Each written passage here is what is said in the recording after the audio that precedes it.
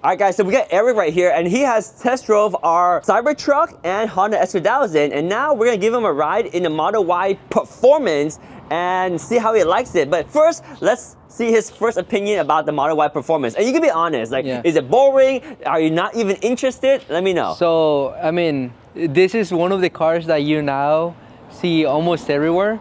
You've been hyping it up how it's not as fast as the Cybertruck, but it feels definitely like quick. Yeah. So I'm definitely excited to see how it feels, how it is with this, how it is comparing to the Cybertruck. And the S2000, although I don't think nothing can beat the S2000 so far, besides the NSX, but I'll have to find out myself. But I'm just excited to like see what the speed difference is between the Cybertruck and the Tesla. But for now, it's just like a normal other Tesla you see everywhere. But I'm just curious to see how it's going to be. Yeah, so let me actually show you around the Model Y really quick. So with the Model Y, you have an app, right? So for example, if I wanted to, I can open the front right here and I can show you, like, it has some storage there. Is it almost as the same as the Cybertruck when it comes to being able to open everything from? They have differences. Like normally you can't open and close the front stock. I had to modify this. And if you guys are curious how to modify, the link is down below. This is the auto opening front. I love this mod. So yeah, with the mod, I can close the front with the app. I can close it with my Apple Watch. I can close it from inside. It's pretty cool. It's really nice. So that's the front. You have some storage there.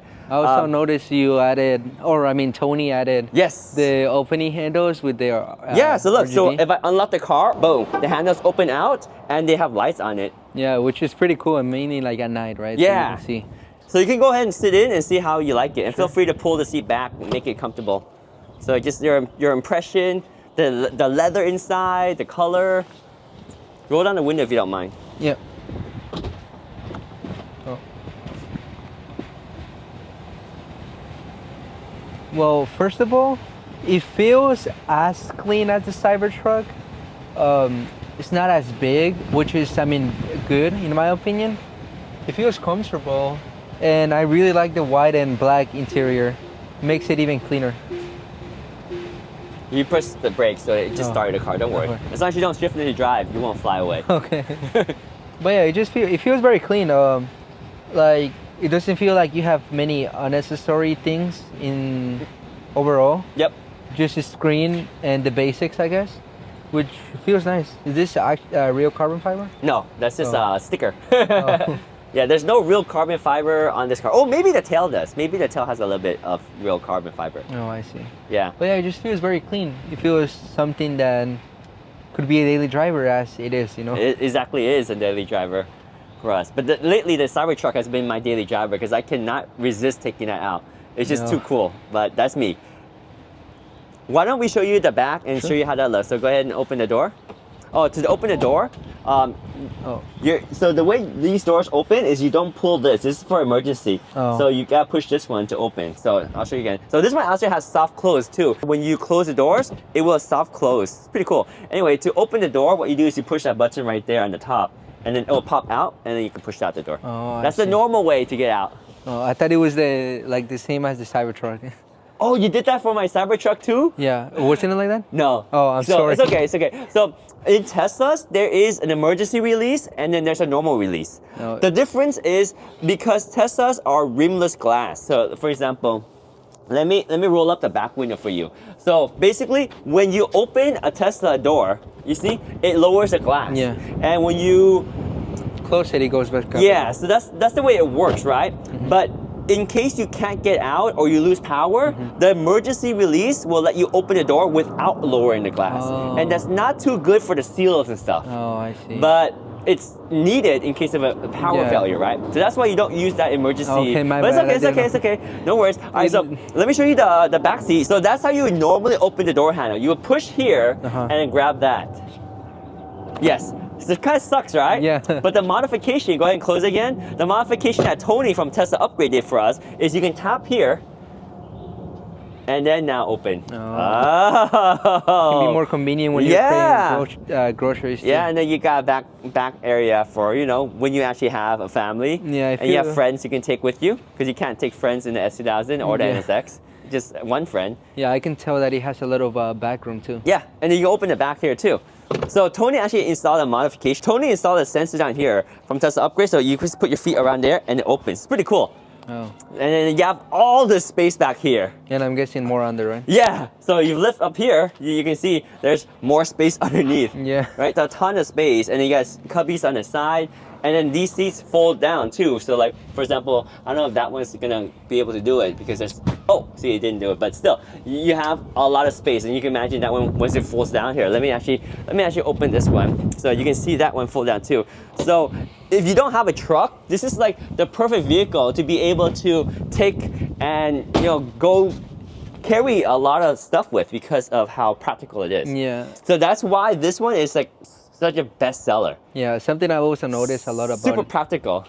Yeah, something I noticed about electric cars, because they're like electric, they have so much more space everywhere.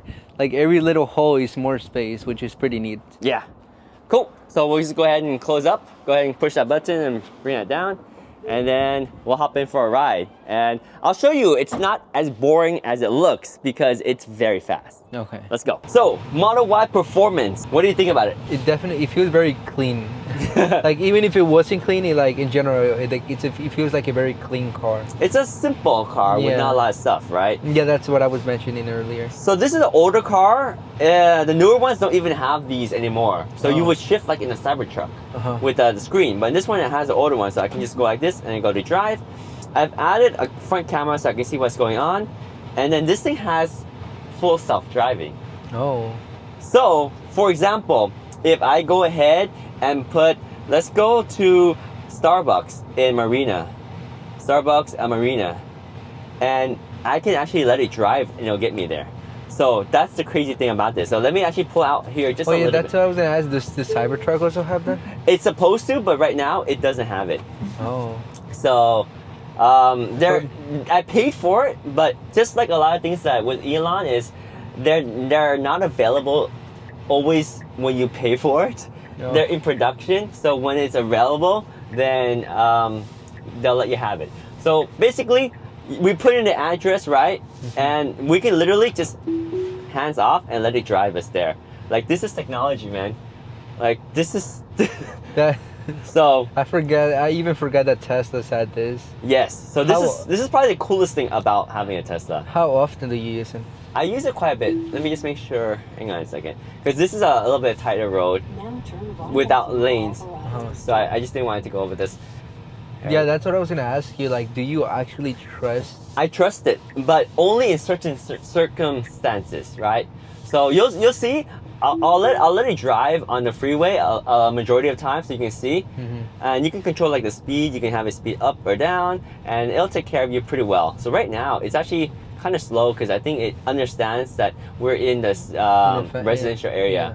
So they keep updating it. So sometimes it gets better, and I don't even realize it because just last week when I was test driving it, it was very fast. And see, I don't have my feet on the brake or anything. Yeah. So it stops for me, and then it makes sure it's clear, and it just drives. It's like, it freaking drives. And you see how it picks up? It's driving. I can change this display. I can see what's going on. And again, I don't have my foot on the brake. It stops for me, right? And it sees there's no cars there, no pedestrians, and it just drives. Now, the speed bump is not going to know. So I'm going to have to slow down because it just didn't, like, I know which one it knows and which one it doesn't because I'm in this area a lot. But most of the times in speed bumps around in other areas, it does know and it does slow down. What if it doesn't? Does, like, after the impact landed, does it stop or something, or does it just keep going? It'll keep going. Oh, yeah, so it'll just power through. So here, it's right now, like this one, I don't really want to let it power through. Yeah, like, I don't know. Oh, it actually slowed down. It started to slow down before I hit the brake. So it knew about that one. So it's funny because sometimes it'll know and it'll start slowing down, and sometimes it won't. So I'm kind of like mixed mode right now. Normally I would either demonstrate full self-driving or I would demonstrate how awesome this car is. But I want to show you a little bit of both. So let me first demonstrate how it is when I drive it myself. And then I'll let you see how the full self-driving is. So we'll be able to punch out here just like we punched the other cars. Yeah, sure. And you can kind of get a feel for this one. And see how this one performs. And remember, this one's 0 to 60 at 3.5, whereas a Cybertruck was 2.6. So technically the Cybertruck's faster. But Let me know. 3, 2, 1, let's go. How does that feel? Definitely, like, oh my god, like, see, this is what I'm telling you, like, it gives me that, like, that emotion of, like, oh my god, it's going so fast, but at the same time, like, it felt, like you said, it kind of felt faster, but I don't know, it's because the Cyber, like, it felt quicker. Yes. In the long term, in a way. Well, that's because we let it run a little bit longer, and we actually reached a little bit higher speed than we did with the Cybertruck. Oh, so that's see. True. But I was trying to get your reaction for the beginning, like from the stop, right? Yeah, because it feels like it just feels like immediately go. Yes, because this one is lighter weight than the Cybertruck. No, So, that's why. like, the comparison between quick and fast also kind of applies between the two electric cars too. This one, because it's so light, when you hit it, it can accelerate a little bit faster in the beginning. I think this one will beat the Cybertruck in the beginning, and then the Cybertruck will fly. I see. But the when you have a short range and you just want to push on the gas, then this one actually feels faster day to day, because that's what you care about, like the instant shorter burst. Yeah. Right. But like we compare earlier with the internal combustion engine, when you go for a longer burst, like 1 mile, then the gas car is faster, like a Porsche is faster. Yeah. But when you go like a little bit lower than that, then the Cybertruck will be faster. Then if you go shorter than that, then a smaller, lighter weight EV might be faster than even the Cyber Beast, which is the 2.6 0 to 60, right? Oh wow. Yeah. So this car is, I mean, that's the only real party trick with the Model Y, Yeah. right? Other than that, it's just like a very simple sedan, but it has full self-driving, so I'll give it that. But the punchiness and the full self-driving, It definitely feels fun. Yeah. it's very fun for that. Plus, it can do everything else. So, like, if I could only have one car, well, I can't say that anymore, because then I probably pick the Cybertruck. But let me just say, if I can't afford a Cybertruck, and if I could only afford one car, between the S2000 and the Model Y, it would have to be the Model Y, because I have all the utilization. Yeah, and you also have more space and the convenient. What do you find it's the most? Do you find the Cybertruck your most fun car because of the speed, and it's also like a lot of, you can get a lot of things done with it? Mm-hmm. Or do you enjoy more the S2000? It's hard, because every single car that I have has a different characteristic. Yeah, because that's what I'm asking you, because like the Cybertruck, the Squig is very like the storage and everything, you know, you can do more things with it. But also the S2000, the enjoyment of feeling more connected to the road, you having to manually change the gears. Yeah. It just feels great, right? Yes. And like also hearing the engine go, right? Yes. And everything. It's something, like I said, a sound that I wouldn't be able to replace with anything else. But that's why I'm asking you, what would you prefer? It's so hard. Like, what would you prefer if it just comes to your enjoyment, not when it comes to like how usable it is? Because of course, we cannot compare the S2000 with like a Tesla or the Cybertruck, because the S2000 is small, right? But what do you find the most Fun would be the S2000, without a question. Like, you know it right there, and you haven't even been in the NSX yet. That'll be the next vehicle we test out. The S2000 is just pure fun. Yeah. It's a lot of fun. Hands down, the funnest car I have is the S2000. And the most exotic looking is probably the NSX, yeah. right? And the most attention getting, The Cybertruck. right? And then the most daily drivable vehicle, This car. right? So they all have their own perks. But this one, if you do long road trip, like literally like right now, because we have our destination mapped in, right? Like now I can just let it drive. So watch this as it gets on the freeway. So I don't even have my hands, I don't even have my foot on the brakes or the gas, right? Yeah. And hands off. It's going to know to navigate on here. It's turning. Oh crap, why is it doing a bad job today? So sometimes the update makes it like not as good. Oh, it's just slow, that's all. Because this part is 25 miles per hour, so it just kind of takes it. at the limit. And sometimes it'll stop at these places. Oh, it's perfect, it didn't stop. Because I thought if it stopped there, I would have been kind of embarrassed. Yeah. Right, so it's doing this curve, it's doing this turn. Is it slowing down? Please slow down. There we go. Yeah, so slows down, waits for this light right here. So it's green. It should have went, but it didn't go. Oh, shoot. Oh, it hesitated. Dang it. Another bad example. Okay, so these are bad examples because sometimes the autopilot is just, it's still learning. Yeah. Yeah. So, That's another reason, like, yeah. I mean, I'm not saying it's bad, right? Yeah. Like, because it definitely just like bad examples, like you said. Yeah. But that's another reason why I wouldn't really trust technology. Correct. Even if it got like super advanced and everything, I would personally not trust technology when it comes to driving. Yes. Because at the end of the day, your life is on the line, right? Yes. Like you crash, it's not just gonna hurt your wallet and everything. Oh, yeah. You can potentially get injured Yes. to even like, you know, severe injuries, right? Mhm. So I wouldn't really trust technology when it comes to driving, but it's definitely like a cool feature, right? Yeah, I mean, like you said, like it's a relaxing. long, yeah, and also like a long road trip, like you said. If it's like just straight away, then you can just let it go. Yes. You can relax. You can do whatever you want, right? Yes. So it just signal and exit for me. Yeah. And I would say you're right. On the freeway, it's like the best time to use this thing because you can just totally relax. On these roads, you have to be ready to take over when it messes up. Oh, I mean, that can be a bit controversial in a way, just Mhm. because on the freeway, you know, there's a lot of crazy people. Oh yeah. Yeah. So, have you ever tested something similar like that?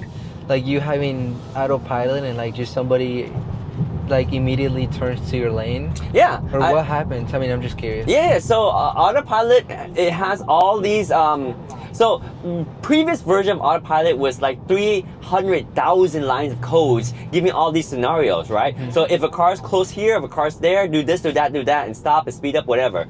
But now this version of autopilot, version 12 that just came out literally last week, it's based on AI. So it uses the collective data of everybody driving, and Tesla use all that data and use AI to train this. So it's an AI model. Do you know about AI Scary. model? It's very scary, right? So it takes the driving behavior of like everybody that Tesla has recorded data, and that's a That's a C8. Corvette. Yeah. Not really fan of the new Corvettes. Really? I like the C6. It's beautiful. This is something I really like about what companies are really doing. They're making like cars like look like sport cars. I don't know if you've seen like one of the new Hyundais. It looks like a freaking sport car. Or the Prius too. The Prius is very sporty. like, yeah, and I'm like, what? It doesn't even. It's not even supposed to look like that, right? Like the C8, I see it as like looking as like a Ferrari in a way. Yes. And it's like I don't like that, right? Like something that the Corvettes really had of unique is the style and how beautiful the C6 looks and the older versions. But the C8 just looks like a Ferraris now? Yeah. Yeah. I don't really like that, but like I said, it's just my opinion. Yeah, I mean, it lost its identity, in my opinion, too, because it used to be front engine, now it's mid engine, and the design of the characteristic circles taillights is gone. Yeah. And that changed even in C7. It's something I'm never gonna understand, and this is not just about like car companies. This is about everything, right? There's many companies who just doesn't listen to the community or the people around it, and I'm always like curious why, because if they did, they would make more money, right? Like, for example, personally me, right? But like, who just doesn't like some pop-up headlights, right? Those are beautiful. Like, there are many type of unique pop-up headlights, but they don't make them anymore, right? Or I'm not sure, but I'm pretty sure they don't make them anymore. And there's many people who will like pop-up headlights, and I'm always like, why don't they just do it, right? That's a very good question. But once you start to become an engineer and you actually work in the the workforce. I was at Toyota for 4 years. So I kind of understand how things work because there's a marketing team, there's a safety team, there's an actual consumer loyalty team, and there's actually a survey team that actually goes out and surveys and understands what people want. And then there's a reliability team, like what lasts longer, pop-up headlights or normal headlight, and what's trending. So it's like a combination of everything working together. And I would say most car companies that are around, like Toyota and Honda, they do a good job. Because if you take the more extreme approach and do what the car community says, that's actually the minority of the people. The majority of the people is your mom and your dad to drive most cars, right? Yeah, I mean, yeah, I really get your point there. Like, I mean, at the end of the day, like the companies are just gonna make what's more, what makes sense, what sells. But yeah, exactly, right? Yeah. What's making the money. But yes, I guess for like the car community or the car people in a way, right? It would just be nice having other things. Communities will never really be satisfied because we don't speak for the masses, unfortunately. Yeah, that's also true. Right? And the funny thing is, a lot of car communities, they buy used cars, so it's not even a new car. Yeah. Right. So it's hard, and I think there are companies that tailor towards car communities, like Porsches, right? So you can get a manual GT3 now. Yeah, it's right?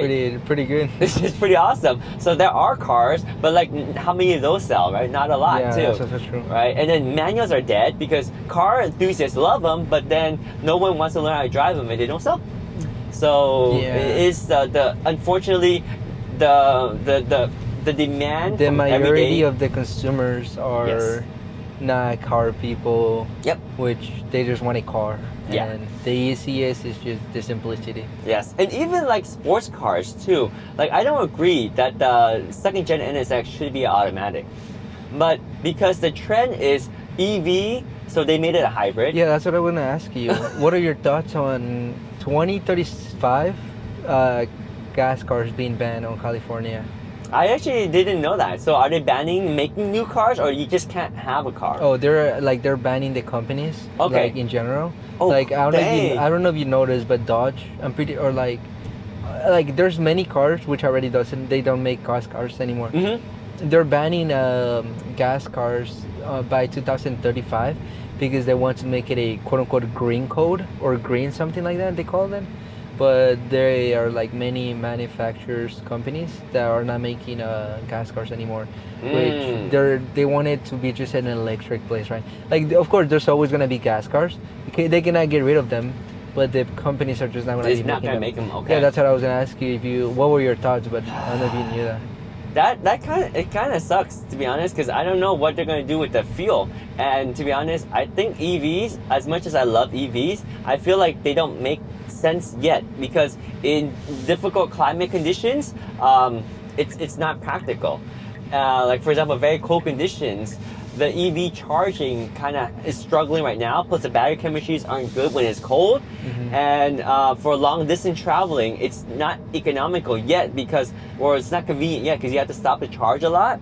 Yeah. So it still makes sense for gasoline vehicle. Like I'm not like pro either one. I think gasoline vehicles have a place in this world, so they should be around. It's kind of sad that they are not going to allow them anymore. I don't know what's going to happen. Hopefully by then, EV should be much more better. Like there are ideas where everyone drives EV. So here's the perfect future. Everyone drives EV. We all have autopilot. The cars speak to each other. They're not going to make mistakes. We're going to be like iRobot and just drive and cruise and sleep in a car, right? And then if our car needs charge, we go to a quote-unquote gas station or charging station. They swap our batteries in like 5 seconds and you drive. So then it won't have the excitement of like fuel and engine noise and revving and fixing your car and wrench, but then that's the future, right? Like iPhones are future now. We don't miss the Nokias. I mean, some of us do. Yeah. You don't even know about Nokias. No, I do. Right? I do, but yeah. But it's like the future progresses, and sometimes if it's ready, then it's time to move on. And if it's good enough and everyone likes it and it's convenient, then the past will be forgotten. We don't care about record players anymore because it's not, the technology is so much better with digital music now. Yeah, and right? I mean, that's that's what honestly kind of makes it kind of sad, right? Yeah. Because, like, I mean, like you said, the majority of people are sad. I mean, they're like fan of something, no matter if we're talking like record players or anything like that, right? There's always gonna be a fan group of that. Yeah. Like the people who love that. Yeah. It's their passion. Yep. But sadly, it's not the majority of people. But Yep. it's. I mean, I don't know. Like everyone has different opinions. I mean, it's just sad knowing something that you love kind of like slowly disappearing. You It can just- enjoy it. You can enjoy it, and you can have your car. If you buy an NSX, you can have it for the rest of your life. I don't think they're gonna make you get rid of it. No, yeah, of course, yeah, Right. but like it's just sad how they're not making them anymore. And Yeah. that's what I'm trying to say. Like, for example, if you want a dream car, Yeah. now it's almost kind of harder Yeah. because now you cannot just go to the dealer and be like, oh, I want this, right? Yep. Because I don't know if you knew, but like for example, I'm not a big fan of Rolls Royce, Mhm. but for example, they don't make them anymore. Oh, what? And you know I how didn't know that. you know how Rolls Royce is like very unique because every car, Yep. it's your own type of car, right? Yes. So even if you wanted your own type of car, it's not possible anymore. So Ah. that's what I'm saying. It's just like it's kind of like sad, and mainly if you want to find your dream car, you have to get it from somebody else. You cannot just go to the dealer and be like, hey, I want to buy this car, right? It's kind of sad. Now, I wouldn't say it's sad. You have to look at it on a bigger scope. It makes it more rare, more special. And if you have a need for that, you will eventually get that. And there's going to be a community of that still.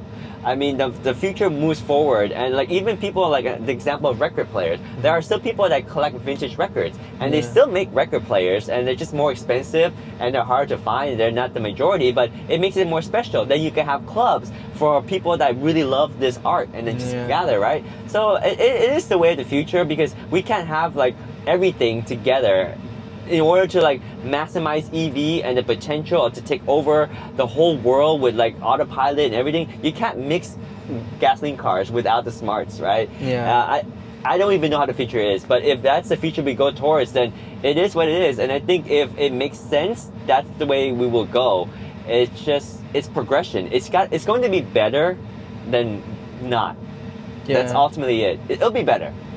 That's what we're hoping for. Yeah, yeah. Unless they mess up and then it's like I Am Legend, and then we're all screwed, right? Yeah. With like the story. Yeah. Yeah. So like let's not hope it's that way, but it should be good. Well, we'll see. We'll see. Let's If you hope guys so. are watching this in 2035, thumbs up, man. Thumbs up. Is YouTube still around?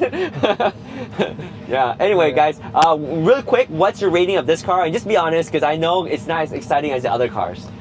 It feels like a daily driver. He has the space. He has the simplicity. It's not like inconvenient things on the screen. Too many things. It's very nice. Spacious. It's just like a daily driver. It definitely feels quick, right? Because it's light, fast. Quick, but it's not as quick as the Cybertruck. But because it's light, it does feel quick. But like this is my rating is going to like kind of count of something that you said. The reason that now you see it everywhere, it makes it not as like rare. Yeah. So definitely like the rating goes down a little. Yes. But I would say it's like a 6 or 7 out of 10. It's something. I think anyone would drive it. Like if that was their car, anybody would do it. It's at the end of the day, it's a good car, right? It's a very good car. But- I love it. Yeah. But yeah, it's like at the end of the day, I like our cars, but it's something that I wouldn't mind driving if it was the car I had. But yeah, it's pretty nice. All right. Well, that's a good analysis, and that's kind of in line exactly why I got the Cybertruck. I love Tesla a lot, and I just wanted a Tesla that's special. Yeah. So that's why I got the Cybertruck. But we're gonna test drive the NSX next. Are you excited for this? That's the one I've been most excited All right. for. Let's go. NSX time. Boom.